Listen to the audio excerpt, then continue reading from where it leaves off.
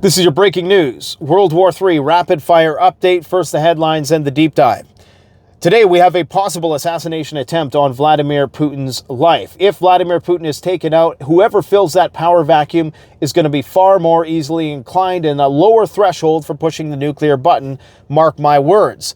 Anyways, it could have been a hit on Vladimir Putin, or it could have been a high-ranking Russian official or oligarch. A luxury limousine from Putin's official motorcade exploded in the streets of Moscow.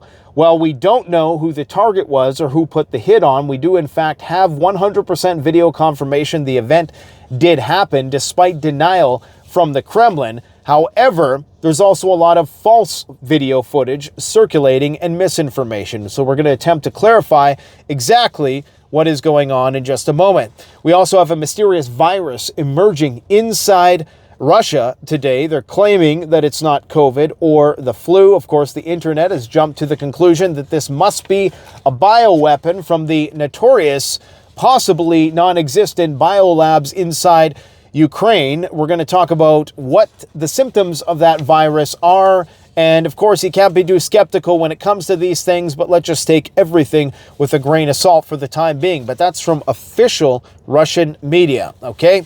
We also have a major protest against a planned missile deployment into Germany in early 2026. This is not a run-of-the-mill missile deployment by the United States. This is the placement of long-range Tomahawk nuclear-tipped missiles inside that country, putting an even bigger target on Germany's back. That, of course, was made possible by Trump backing out of the INF Treaty during his first term, and is fairly consistent with his current maximum pressure strategic posture towards Russia, which on the one hand is engaged in a very aggressive form of ramping up the United States strategic forces and posture around the world as directed towards the axis of evil, as we call them, as well as a complementary tactical diplomacy for the cameras that everybody in the United States is currently tantalized by. We have to talk about the Iranians saying, F you, Trump, if you decide to bomb us with those stealth bombers currently parked at Diego Garcia. We are going to respond by taking out all U.S. military bases in the region. It will be a full-on declaration of war. We will proceed with Operation True Promise 3, and we will even take out Diego Garcia itself, maybe even a few aircraft carriers or two. According to Benjamin Netanyahu, the war is 100% confirmed. So we got a lot to talk about on the Iranian front today. We also have to talk about an interesting development that may see Poland enter the conflict sooner than later, as there is a major movement of a contingent of Polish forces near the Kaliningrad border. Their tanks are marked with an X, signifying that they may well be getting ready to enter the fray. Zelensky reported that there was a major attack on Ukraine last night in Dnipropetrovsk. We've seen massive firebombing of the city, almost looked like carpet bombing, almost looked like a scene out of the Gaza Strip, to be brutally honest. There's a lot of controversy surrounding whether or not this deal is going to go through today. Russia is preparing a large-scale offensive that is expected to last around 9 months along the entire 1,000-kilometer front line, and it appears as though Russia is getting ready to withdraw from the energy truce. Now, with respect to the possible assassination attempt on Vladimir Putin, we know that the Aura Senate, which is a 275,000 euro armored beast, this is the kind of car that you only have access to if you are a very high-ranking VIP inside Russia. Just as is the case inside Canada, I presume that having armored vehicles is a privilege that is reserved for the elite or high-ranking officials. So whoever was the target here was somebody important. Now, if this was in fact a luxury limousine from Putin's official motorcade, and if this was not a hit that Vladimir Putin himself put on whoever was the target, then we can pretty much guarantee that this was either a message being sent to Vladimir Putin or this was an attempt on his life. Now, if Vladimir Putin were to die. Presumably, the prime minister would be next in line, possibly Patrushev or Medvedev. The jury is still out on who would take the reins of power. It would likely create a lot of civil instability, but it would be an asymmetrical style attack, which could be Ukraine's only hope in hell of coming out of this the victors and actually reclaiming their annexed territory. The only thing that is going to stop the Russian war machine at this point in time is civil unrest, which is due to the emergence of a power vacuum. The likely outcome is going to be that Putin will be replaced by somebody even more hawkish on NATO, and they'll immediately drop a nuke somewhere to send a message. And that strategic forbearance that we've become accustomed to with the Putin administration will be no more. Now, this is a very significant event considering what Zelensky said just a few days ago. Well, he was speaking more so figuratively when he said that Vladimir Putin is going to die long before me, of course, referencing the age difference. It raises a few eyebrows because this is not the first attempt on Vladimir Putin's life. And when you're getting down to the bottom of the deck and you don't have many cards left to play, well, this could be one of them that they try. But it appears as though Europe is still gung-ho about putting troops on the ground in Ukraine. Reassurance forces are pretty much guaranteed at this point in time. So, I mean, if that was an assassination attempt, we're going to see seismic repercussions as a result of it. And that's when you start getting your bug-out bag pre-positioned at the door. For now, you can keep it in the closet. Russian embassy in the UK has basically stated, and this is from the official Russian embassy UK account, okay? They said that any potential deployment of Western contingents to Ukraine is categorically unacceptable to us, as this would lead to a direct confrontation between Russia and NATO. Now, it would lead to a direct confrontation between Russia and NATO inside Ukraine, but not necessarily in NATO countries. I think this is when they pull out Mr. Orezhnik again, that intermediate range ballistic missile that goes at hypersonic speeds that the NATO alliance cannot muster the defenses to defeat. I think they're going to demonstrate that somewhere else along the battlefield. It's been a long time coming for another Orezhnik demonstration. Now, with respect to this mysterious virus inside Russia,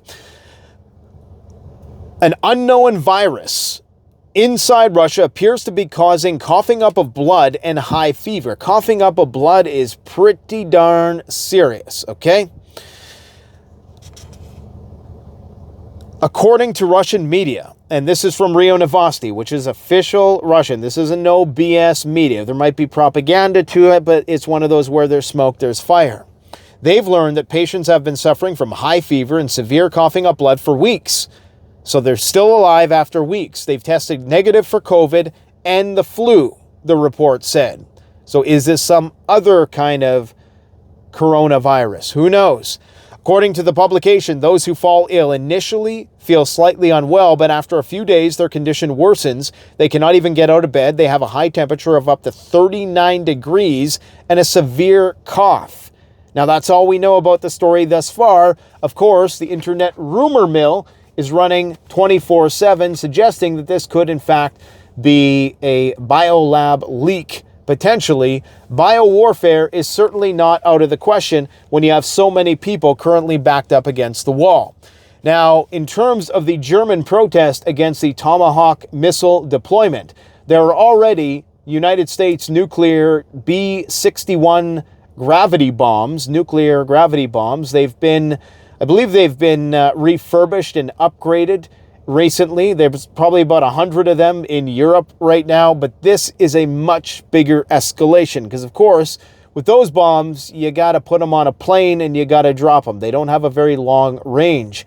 These have a massive range, and of course, it cuts down the reaction time that Moscow has to respond, meaning they're going to be on a hair trigger come early 2026. As I said initially in the video, Trump has this policy of strategic maximum pressure, which is why he wants Greenland, which is why he wanted out of the INF Treaty, and which is why he continues to acquire intelligence through his Ukrainian proxy for the potential of doing some sort of decapitation strike against the Russians. Keep your enemies closer than your friends. That is the mantra of the Trump administration right now. But all of the blue hairs and red hats, all they see right now is this illusion of tactical diplomacy being foisted on the masses. But I assure you that the Russians and the Americans and Trump and Vladimir Putin are not friends. I've been saying it since the beginning, and I think I've been vindicated at this point. In early July, the Pentagon announced that from 2026, the U.S. would begin deploying long-range strike systems in Germany that would significantly outperform those currently in Europe. In particular, this would include Tomahawk missiles and hypersonic weapons. The decision was criticized by both the German opposition and ruling parties. At the time, many politicians were outraged. However, there's a far more hawkish politician currently in office, which is about to give Ukraine Taurus long-range missiles as well. Vladimir Putin stated that if American weapons are deployed in Germany, Russia will consider itself free from the moratorium on the deployment of medium-range and shorter-range strike weapons. They've already done it with the Orezhnik weapon system anyways. Now, with respect to what's going on in Iran, Iran has distinctly said Alireza Tangziri, the commander of Iran's Islamic Revolutionary Guard Corps, said the following: Iran will not bow to U.S. pressure to resume talks over its nuclear program. Not whether or not they have nuclear weapons. A top naval commander has said, stressing that Tehran is ready to strike back in the event of an American attack. The biggest gripe here that the Americans are claiming is that the Iranians have more enriched uranium, and uranium that's enriched to a higher degree than is necessary for peaceful nuclear purposes. The Iranians are saying, fuck you, we're going to do this anyways. We see what happened with North Korea. We've seen what happened with Pakistan. What happened with those two countries? You didn't invade them. That's right. You've struck them with drone strikes occasionally, but it hasn't resulted in all-out war. So they're willing to roll the dice. And it looks like Iran is on the pathway to becoming a nuclear state. And if you guys think that this is going to be a walk in the park, I want you to imagine 50 Switzerlands armed with intermediate range ballistic missiles, hypersonic missiles, possibly nuclear missiles, and subterranean complexes, the likes of which the world has never seen, buried deep under 5,000 meter tall mountain complexes, okay? This is not a game when you're fighting Iran. You're not going to be able to get boots on the ground, and even if you were, forget about it. You can't even defeat the Gaza Strip, which is 1/4,000th the size of Iran. The only possible solution they're going to have is some James Bond pager-style asymmetrical attack that blindsides the Iranian, takes out the leadership, and they're able to put in some puppet government and do regime change. Now, they're saying they don't want to do regime change, which makes me think they probably do. And they probably have a lot of sleeper cells operational inside Iran. Remember what happened and how that one leader of Hamas was killed inside Iran. That missile was fired from inside Iran. So they have assets. They have sleeper cells in there. We could see a table flip scenario, but if the Iranian regime is able to retain the reins of power, then that's a war the United States will not win. In an interview with Al Mayadeen TV, which is a prominent Lebanese news source, they basically pushed back against Donald Trump's ultimatum, urging the country to enter into new talks.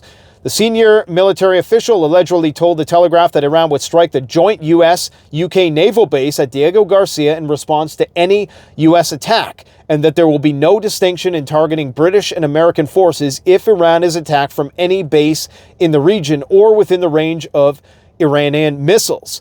When the time comes, he says, it won't matter whether you're an American, British, or Turkish soldier, you will be targeted. Your base will be, because your base is being used by the Americans. It's important to understand that the Iranian economy is collapsing. There's a lot of resistance to the current regime, but Iran has a standing militia of 10 million people, and that's not counting the IRGC or the Iranian military.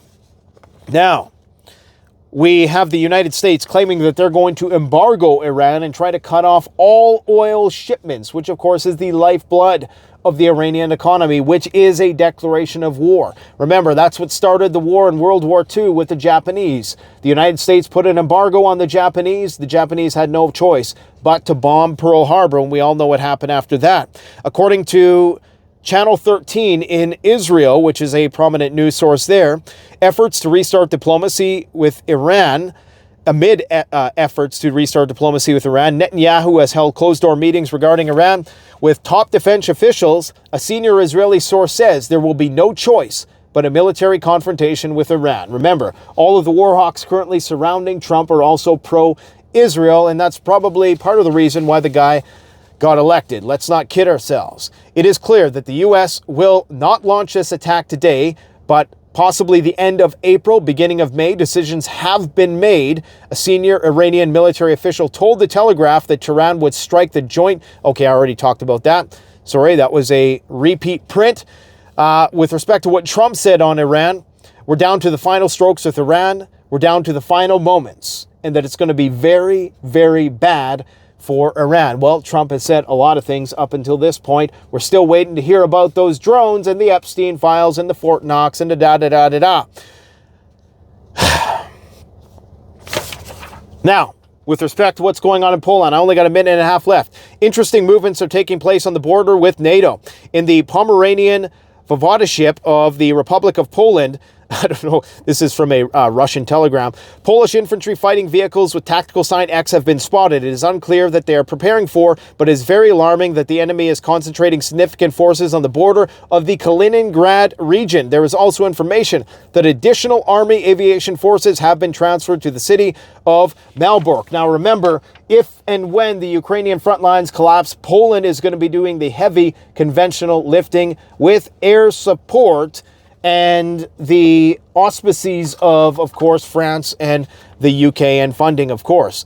Now, I talked about Zelensky, who was indicating that last night there was a massive drone attack on Ukraine. Russia is planning a large-scale offensive expecting to last up to 9 months. According to the Associated Press, Russian forces are planning a multi-directional offensive across a 1,000-kilometer front line, and Ukraine officials say the Kremlin goal is to maximize pressure on Ukraine and strengthen its position in potential ceasefire negotiations. And it looks like I've run out of time, folks. If you want more information on all of the following, well, you're just going to have to tune in tomorrow. Maybe I'll prepare and actually delete more stuff off my phone. Thanks for watching. Bye.